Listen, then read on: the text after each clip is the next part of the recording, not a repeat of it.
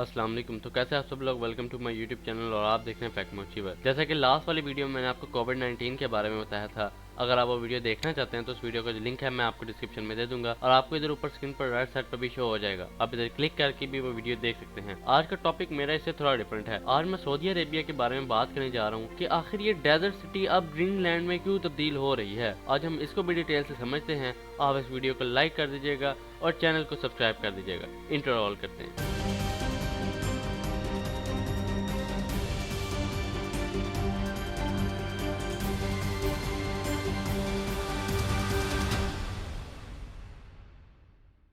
Saudi Arabia, इस country का नाम सुनते ही हमारे जहन में पहला ख्याल ये आता है कि दूर दूर तक रेगिस्तान से घिरी हुई एक ऐसी कंट्री जो कि तेल की दौलत से माला माल है। लेकिन अगर हम इसके मैप को जूम करके देखें तो यहाँ पर रेगिस्तान के दरमियान बहुत बड़े एरिया में ग्रीन सर्कल्स देखने को मिलते हैं। इसे देखकर ऐसा मालूम होता है कि इस रेगिस्तान में कुछ ऐसी चीज मौजूद है जो कि बहुत इंटरेस्टिंग होने वाली है। जी हाँ, दरअसल सऊदी अरब अपने रेगिस्तान के एक बड़े हिस्से को सरसब्ज लहराते हुए खेतों में तब्दील कर रहा है और उनके इस कारनामे ने पूरी दुनिया को हैरान करके रख दिया है। इतने बड़े रेगिस्तान के बीचों बीच इन खेतों को कैसे आबाद किया जा रहा है, और यहाँ पर सबसे अहम सवाल ये है कि आखिर इन तक पानी कैसे पहुँचाया जाएगा, क्योंकि सऊदी अरब में तेल तो मौजूद है लेकिन वहाँ पर पानी के इतने ज्यादा ज़खायर मौजूद नहीं है। आज की वीडियो में हम यही सब कुछ जानने की कोशिश करते हैं। हमारी इस पूरी जमीन का 33% के एरिया पर डेजर्ट्स मौजूद हैं। इतने बड़े लैंड एरिया पर सेरा का होना एक तरफ है, लेकिन असल मसला तो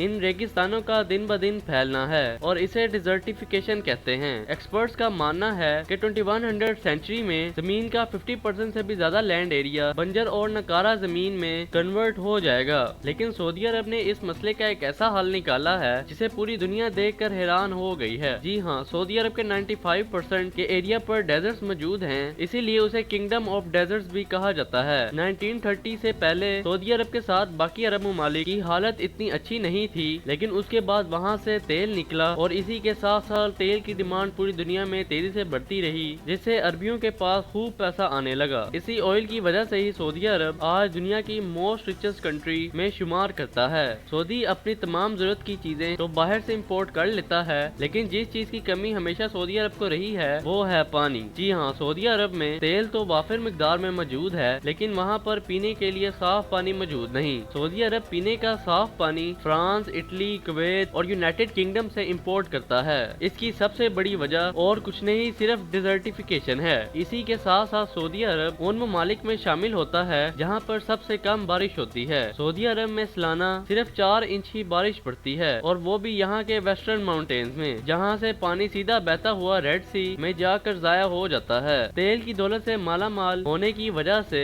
सऊदी अरब अपनी ज्यादातर खाने पीने की चीजें, जिनमें पानी भी शामिल है, वो सब बाहर से ही इंपोर्ट करता है। लेकिन आखिर ऐसा कब तक चलेगा? आखिर एक न एक दिन इस ऑयल ने खत्म तो होना ही है। इसी चीज को देखते हुए सऊदी अरब ने ऐसे ऐसे प्रोजेक्ट स्टार्ट किए हैं जो कि उसकी ऑयल डिपेंडेंसी को कम कर सकें। आज अगर सैटेलाइट मैप से देखा जाए तो सऊदी अरब में लाखों एकड़ बंजर जमीन को आहिस्ता आहिस्ता ग्रीन सर्कल्स में कन्वर्ट किया जा रहा है। यह सर्कल्स कुछ और नहीं बल्कि एग्रीकल्चर लैंड हैं, जिन्हें सेंटर पिवट इरिगेशन के जरिए पानी दिया जाता है। नॉर्मल इरिगेशन सिस्टम, जिसे फ्लड इरिगेशन भी कहा जाता है, इसमें ज्यादातर पानी जमीन ऑब्जॉर्ब कर लेती है और काफी मिकदार में इवेपोरेट भी हो जाता है। लेकिन सेंट्रल पिवट इरिगेशन में सिर्फ उतना ही पानी दिया जाता है जितना कि उस फसल को वहाँ पर जरूरत होती है। बीच में लगा एक बहुत बड़ा पाइप व्हील्स की वजह से अपने फिक्स पाथ पर चलता रहता है, जिसकी वजह से इन फार्म्स की शेप सर्कुलर होती है। वादी अल दवासिर में बनाया गया ये farm land total 5000 square kilometer के एरिया पर फैला हुआ है, जो कि हर गुजरते साल बढ़ता चला जा रहा है। इसमें हजारों छोटे छोटे ग्रीन डॉट्स जो कि हमें दिखाई दे रहे हैं, ये 1 किलोमीटर के डायमीटर पर फैले हुए हैं, यानी कि एक सर्कल करीब 100 एकड़ के जितना बड़ा है, यानी कि एक सर्कल करीब 100 एकड़ की जमीन पर फैला हुआ है। पूरे सऊदी अरेबिया में सिर्फ यही नहीं बल्कि दर्जनों ऐसे एरियाज और भी मौजूद हैं जहाँ हजारों स्क्वायर किलोमीटर पर फैले फार्म्स देखे जा सकते हैं। अब सवाल यहाँ पर यह बनता है, इन फार्म्स को बनाने के लिए सऊदी अरब के पास इतना पानी आता कहाँ से है, क्योंकि ना तो यहाँ पर कोई परमानेंट रिवर है और ना ही यहाँ पर कुछ ज्यादा बारिशें होती हैं। 1970 में लीबिया के बाद सऊदीया ने भी डेजर्ट के नीचे पानी ढूंढना शुरू किया। उनको इतना ज्यादा तो नहीं, लेकिन 480 क्यूबिक मीटर पानी मिला। 1970 से आज तक सऊदीया में जितनी भी फार्मिंग हुई है उसके लिए इस अंडरग्राउंड सिस्टम से 21 क्यूबिक मीटर पानी निकाला जा चुका है। इसी के साथ डेसिलेशन के जरिए पानी बनाने वाला सबसे बड़ा मुल्क भी सऊदी अरब ही है, लेकिन इसके लिए काफी एनर्जी रिक्वायर्ड होती है जो कि उन्हें फिलहाल ऑयल से मिल रही है, और अंडरग्राउंड पानी भी लिमिटेड है जो कि अगले 50 सालों में खत्म हो जाएगा। इस मसले से निपटने के लिए सऊदी अरब के वेस्ट कोस्ट पे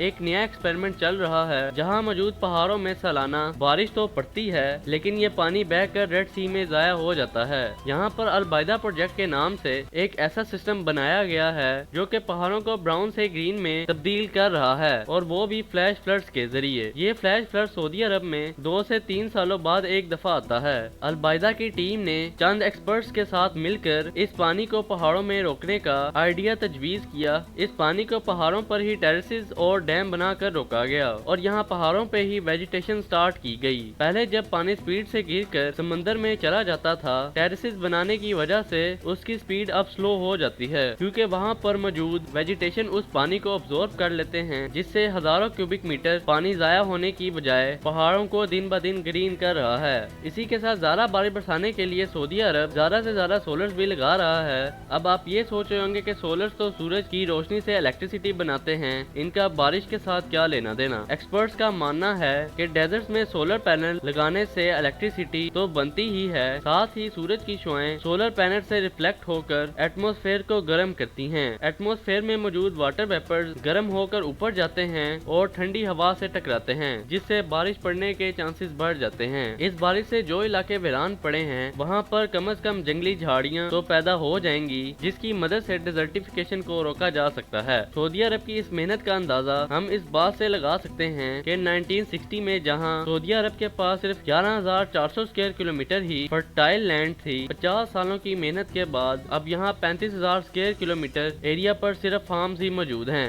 ये एरिया इतना ही बड़ा है जिसमें ताइवान और बेल्जियम जैसी कंट्री समा सकती हैं। जहाँ सऊदी अरेबिया अपनी खाने की अशिया बाहर से इंपोर्ट करता था, अब वो अपनी जरूरियात को पूरा करके वाफिर मिकदार में अपने अनाज को एक्सपोर्ट भी कर रहा है। अपने विजन 2030 के लिए 1 करोड़ 20 लाख नए दरख्त भी लगाए हैं, जो कि 2030 तक 2,25,000 एकड़ जमीन को ग्रीन लैंड में कन्वर्ट कर देगा। तो उम्मीद करता हूँ कि आज की ये वीडियो भी आपको पसंद आई होगी। अगर पसंद आई तो लाइक कीजिएगा, चैनल पे क्यों नहीं हो तो सब्सक्राइब करना मत भूलना। मिलते हैं जल्दी नेक्स्ट वीडियो में। Thank you so much for watching. Allah Hafiz.